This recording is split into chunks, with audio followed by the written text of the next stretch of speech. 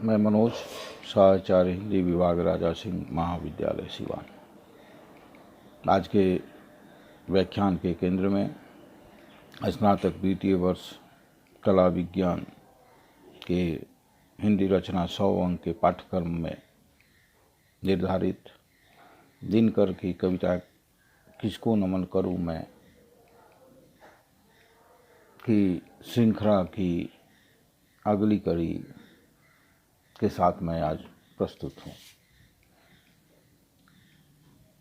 ये विगत के व्याख्यानों में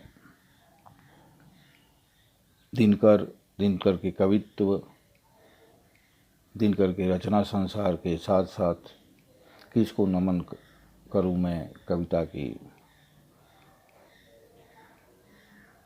उन अंशों पर चर्चा की गई, कुछ अंशों पर चर्चा की गई थी। अब इस व्याख्यान में शेष अंशों पर क्रमवार चर्चा की जाएगी। जैसा कि आप सभी पूर्व के व्याख्यानों से जान गए होंगे कि दिनकर अपने जीवन काल में, अपने रचना काल में स्वाधीनता की लड़ाई भी देखी और स्वाधीनता के बाद के मोह भंग को भी देखा। स्वाधीनता की लड़ाई के दौरान जो भारत एक विचारधारा के रूप में, एक सपना के रूप में विकसित हुआ था, आज़ादी के बाद कभी उस स्वप्न को, उस विचारधारा को की तुलना आज़ादी के बाद के भारत की स्थिति से करता है।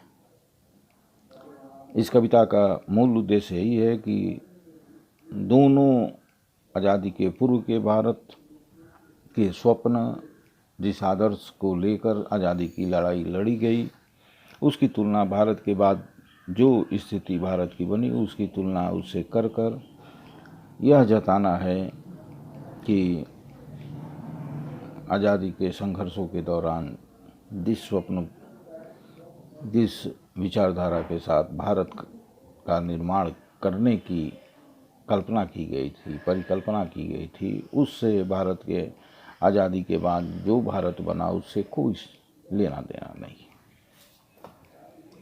उससे दोनों के बीच कोई संबंध नहीं बचा है।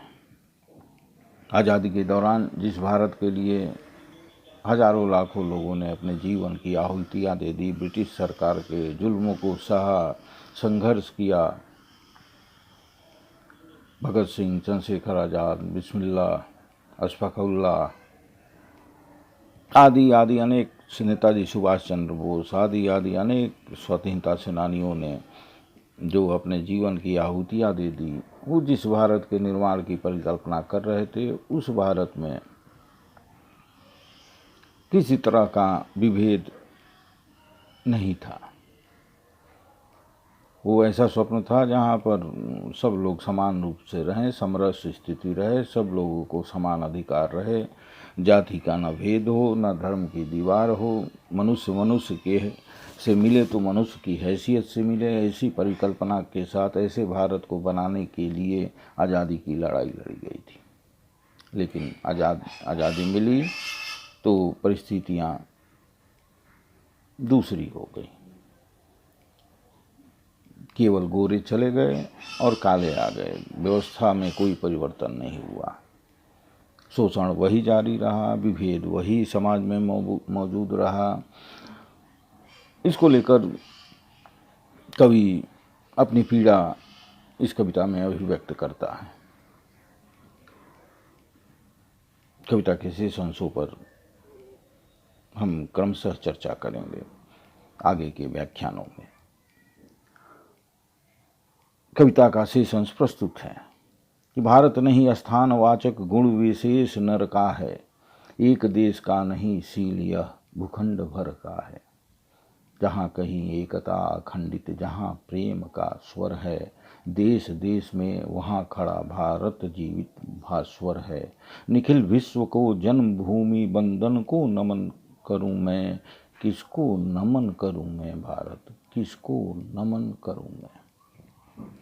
ये प्रश्नवाचक शैली में, अंत में कविता प्रश्नवाचक शैली में खत्म होती है। भारत की परिभाषा, भारत की परिकल्पना को, आज़ादी के पूर्व के भारत की परिकल्पना के साथ कवि जीता है और उस परिकल्पना से आज़ादी के बाद के भारत की तुलना करते हुए कहता है कि भारत नहीं स्थानवाचक गुण विशेष नर का है। कि कहता है कि भारत नाम स्थानवाचक संख्या नहीं है, किसी स्थान को स्थान की का परिचय देने के लिए, स्थान को रूपायित करने के लिए भारत शब्द को नहीं गढ़ा गया है। गुण विशेष नर का है, ये गुणवाचक संज्ञा है। गुणवाचक संज्ञा का अर्थ हुआ कि विशिष्ट भावनाओं और विचारों को वहन करने वाली चेतना का नाम भारत है। लेकिन स्थिति विपरीत हो गई है। अब भारत की पहचान मानचित्र पर खींचे गए रेखाओं से की जाती है कि यही भारत है, जबकि ऐसी परिकल्पना आज़ादी के दौरान नहीं थी। एक विचारधारा, एक भाव का संवहन करने वाली, एक विशिष्ट भाव का संवहन करने वाले चेतना का नाम ही भारत था। कभी आगे कहता है कि एक देश का नहीं सील यह भूखंड भर का है। ये विचारधारा किसी एक देश में सीमित होने वाली नहीं है।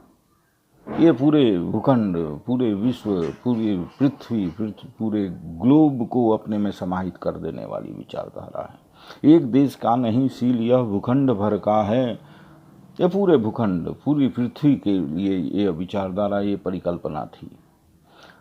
कवि आगे स्पष्ट करता है कि जहाँ कहीं एकता अखंडित, जहाँ प्रेम का स्वर है, इस पृथ्वी पर जहाँ कहीं भी, किसी भी भूभाग में, जहाँ मनुष्यों के बीच की एकता अखंडित है, सहअस्तित्व की भावना है, मनुष्य से मिलता है तो मनुष्य की हैसियत से ही केवल मिलता है, जहाँ कहीं एकता अखंडित, जहाँ प्रेम का स्वर है, उस भूभाग में जहाँ प्रेम का स्वर मौजूद है, जहाँ कहीं एकता अखंडित, जहाँ प्रेम का स्वर है,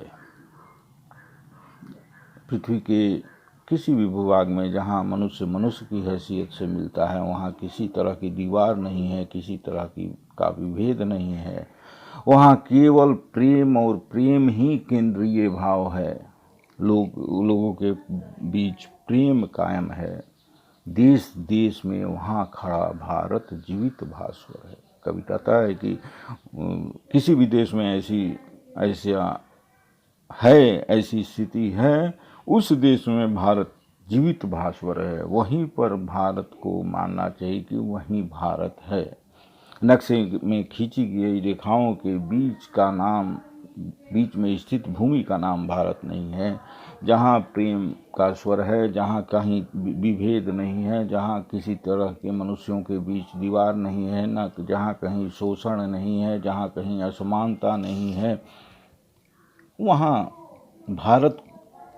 वहीं भारत भास्वर है। वहीं पर भारत को मानना चाहिए। निखिल विश्व को वैसे जगह को जहाँ भारत की विचारधारा का पालन होता है, वो किसी भी कोने में हो, विश्व के किसी भी कोने में हो, निखिल विश्व को जन्मभूमि बंधन को नमन करूँ। उस निखिल विश्व को, उस भारत को, उस भूभाग का बंधन करूँ जहाँ प्रेम स्थित है, या जन्मभूमि को बंधन करूं। मैं मेरी जन्मभूमि जो यहाँ है उसकी वंदना करूं, उसके सामने नतमस्तक हूँ। किसको नमन करूं मैं भारत, किसको नमन करूं मैं? कवि कहता है कि किसको नमन करूं मैं भारत। मैं उस स्थान का नमन करूं जहाँ भारत के विचारधारा का अनुपालन होता है, कि उस स्थान का नमन करूं जहाँ भारत केवल मानचित्र की रेखाओं से खींचे गए भूभाग का नाम है। कहने का अर्थ है कि कभी उस भारत का के सामने नतमस्तक होना चाहता है, जिस भारत में प्रेम उस भूभाग का नमन करना चाहता है। विश्व के किसी भी कोने में वो भूभाग हो सकता है जहाँ प्रेम हो, एकता हो, जहाँ असमानता न हो, जहाँ शोषण न हो, उसका नमन करना चाहता है। स्थानवाचक भारत का नमन नहीं करना चाहता है, वो गुणवाचक भारत का नमन करना चाहता है। धन्यवाद। अगले व्याख्यान में शेष आगे की पंक्तियों पर चर्चा की जाएगी।